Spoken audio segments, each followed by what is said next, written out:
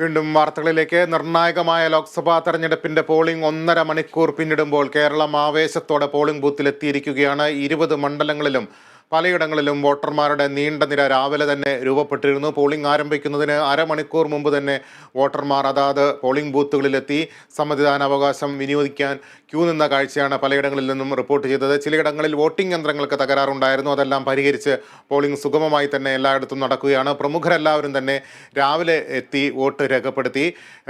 മുഖ്യമന്ത്രിയും പ്രതിപക്ഷ നേതാവുമൊക്കെ രാവിലെ വോട്ട് രേഖപ്പെടുത്തി. സ്ഥാനാർത്ഥികളും രാവിലെ തന്നെ വോട്ട് രേഖപ്പെടുത്താൻ അതാത് ബൂത്തുകളിൽ എത്തിയിട്ടുണ്ട്. വിവരങ്ങളുമായി വിവിധയിടങ്ങളിൽ ഞങ്ങളുടെ പ്രതിനിധികൾ ചേരുന്നു. ഇപ്പോൾ കൊല്ലത്തേക്ക് പോകാം.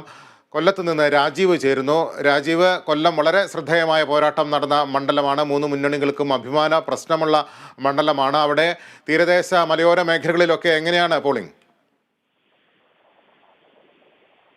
നിതീഷ്, ഈ തെരഞ്ഞെടുപ്പിൽ വളരെ ആവേശത്തോടെയാണ് ജനങ്ങൾ വോട്ട് ചെയ്യാൻ വരുന്നതെന്ന് തന്നെയാണ് നമുക്ക് മനസ്സിലാക്കാൻ കഴിയുന്നത്. കാരണം ഞാൻ ഇപ്പോൾ നിൽക്കുന്നത് തന്നെ മുകേഷ് MLA വോട്ട് ചെയ്യാൻ എത്തുന്ന പോളിംഗ് ബൂത്തിലാണ്. ഇവിടെ തന്നെ സ്ത്രീകൾ ഉൾപ്പെടെയുള്ളവരുടെ വലിയ നിര തന്നെ കാണാൻ കഴിയുന്നുണ്ട്. ഈ ബൂത്തിൽ ഇപ്പോൾ ഒരേ സമയം തന്നെ 100-ലധികം പേരാണ് വോട്ട് ചെയ്യാൻ ക്യൂ നിൽക്കുന്നത്. അതുകൊണ്ട് തന്നെ വളരെ ആവേശത്തോടുകൂടി തന്നെ ഈ വോട്ടെടുപ്പ് നടക്കുന്നു എന്ന് വേണം തന്നെ നമുക്കറിയാം. ആദ്യ മണിക്കൂറിൽ 1.69% പോളിംഗ് ആണ് കൊല്ലം ലോക്സഭാ മണ്ഡലത്തിൽ രേഖപ്പെടുത്തിയിരിക്കുന്നത്. ഈ രാവിലെ 7 മണിയോടുകൂടി തന്നെ NK Premachandran Kristuraj higher secondary സ്കൂളിലെത്തി കുടുംബസമേതം വോട്ട് രേഖപ്പെടുത്തി. കഴിഞ്ഞ ദിവസം അദ്ദേഹം ഈ മുകേഷും KN ബാലഗോപാലിന്റെ നേതൃത്വത്തിൽ ക്രിസ്ത്യൻ സ്ത്രീകളെ സമീപിക്കുകയും താൻ BJPയിലേക്ക് പോകുമെന്ന് പറഞ്ഞ വോട്ട് തനിക്ക് ചെയ്യണമെന്ന് പറയുകയും ചെയ്തു എന്നൊരു ആരോപണം ഇപ്പോൾ ഉണ്ട്. ഇത് CPMന്റെ ഒരു ഗൂഢാലോചന തന്നെയാണെന്നാണ് ഇപ്പോൾ NK പ്രേമേന്ദ്രൻ പറഞ്ഞത്. CPMന്റെ നെറികെട്ട രാഷ്ട്രീയമാണ് ഇത്തരത്തിൽ കാണാൻ കഴിയുന്നത് എന്നാണ് അദ്ദേഹം പറഞ്ഞത്. ഏതായാലും ഇതിനോടൊപ്പം തന്നെ CPM കഴിഞ്ഞ ദിവസം ലഘുലേഖകൾ പ്രേമേന്ദ്രനെതിരെ ലഘുലേഖകൾ വിതരണം ചെയ്തിരുന്നു. ഇവരെയൊക്കെ UDFന്റെ ചിലർ വോട്ടിച്ചിട്ട് പിടിക്കുന്ന സാഹചര്യവും ഉണ്ടായി. കഴിഞ്ഞ ദിവസം രാത്രിയായിരുന്നു ഇത്തരത്തിൽ വിതരണം ചെയ്തത്.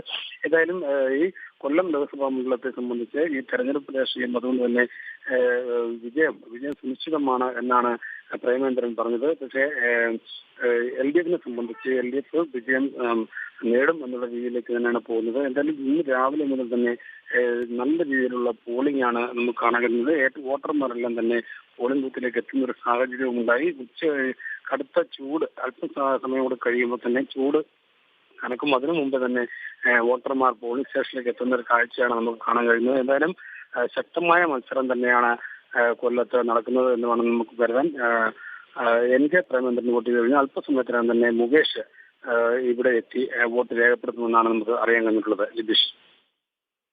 രാജീവ്, സ്ഥാനാർത്ഥികളല്ലാതെ മറ്റേതൊക്കെ പ്രമുഖർ കൊല്ലത്ത് വോട്ട് രേഖപ്പെടുത്താനുണ്ട്? അവിടെ സുരക്ഷാ ക്രമീകരണങ്ങളൊക്കെ എത്രത്തോളം ശക്തമാണ്? നിതീഷ്, കൊല്ലത്തെ സംബന്ധിച്ച് KN ബാലഗോപാൽ കൊട്ടാരക്കരയിലാണ് വോട്ട് ചെയ്യുന്നത്. അതുപോലെ തന്നെ ഷിബു ബേബിജനുണ്ട്. ഷിബു ബേബിജൻ ചവറയിലാണ് വോട്ട് ചെയ്യുന്നത്. മറ്റു രാഷ്ട്രീയ പാർട്ടിയുടെ നേതാക്കന്മാരിൽ നിന്ന് കൊല്ലത്തെ സംബന്ധിച്ച് അതാത് സ്ഥലങ്ങളിൽ വോട്ട് ചെയ്യുന്നുണ്ട്.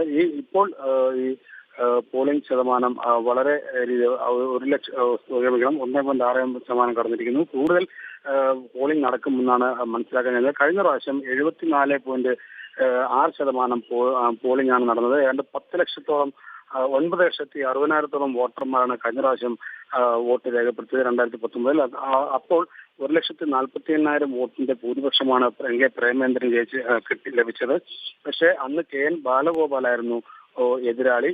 ഇത്തവണ മുകേഷിനെ ഇറക്കി പ്രേമേന്ദ്രനെ അടിപറ്റിക്കാൻ ശ്രമിക്കുമ്പോൾ തന്നെ കൃഷ്ണകുമാറിന്റെ വരവ് UDF കേന്ദ്രങ്ങളിൽ അല്പം ഒരു അങ്കലാപ്പ് സൃഷ്ടിച്ചിട്ടുണ്ട്. കാരണം കൃഷ്ണകുമാർ കൂടുതൽ വോട്ട് നേടുകയാണെങ്കിൽ അത് UDFന്റെ ഭൂരിപക്ഷം ഒരുപക്ഷെ താഴ്ന്നേക്കും എന്നുള്ള രീതിയിലേക്കും കണക്കൂട്ടുന്നുണ്ട്. അതോടൊപ്പം തന്നെ ഈ കൃഷ്ണകുമാറിന്റെ വോട്ട് ശതമാനം വർദ്ധിക്കുകയാണെങ്കിൽ അത് തങ്ങൾക്ക് അനുകൂലമാക്കാൻ കഴിയുമെന്ന പ്രതീക്ഷയിലാണ് LDF നേതൃത്വമുള്ളത്. അങ്ങനെയാണെങ്കിൽ മുകേഷിന് ജയിക്കാൻ കഴിയുമെന്നുള്ളൊരു സൂചനയും ലഭിക്കുന്നുണ്ട്. എന്തായാലും കടുത്ത മത്സരത്തിൽ തന്നെയാണ് കൊല്ലം ലോക്സഭാ മണ്ഡലത്തിലെ സംബന്ധിച്ച് മുന്നോട്ട് പോകുന്നത്. എന്നാൽ ഇന്ന് സമ്മതിദാനം അവകാശം നിർവഹിക്കാൻ എത്തുന്ന വോട്ടർമാരുടെ മനസ്സ് എന്തെന്നാണ് നമുക്ക് അറിയേണ്ടത്. നിതീഷ്. ശരി രാജീവ്, കൊല്ലത്ത്